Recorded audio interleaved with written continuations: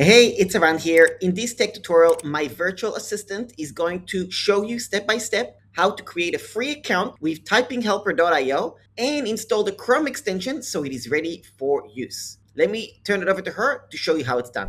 Hi there, Rose here. Today I'll show you how to install Typing Helper from the official typinghelper.io website. So first, open your Chrome browser and go to typinghelper.io.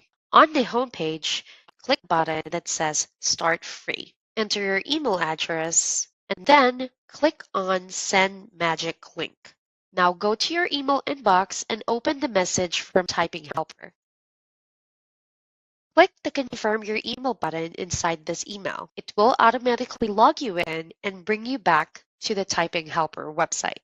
To get the full experience, click on Install on the lower right corner to get the Chrome extension version.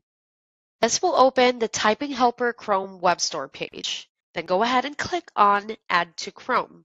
A small pop-up will appear. Click Add Extension to confirm. Wait a few seconds while Chrome installs the extension. Now that the extension has been added, to keep it handy, click the puzzle icon in your Chrome toolbar and pin Typing Helper so you can access it easily. Then go back to typinghelper.io or click the extension to start using it. And that's it. You're all set.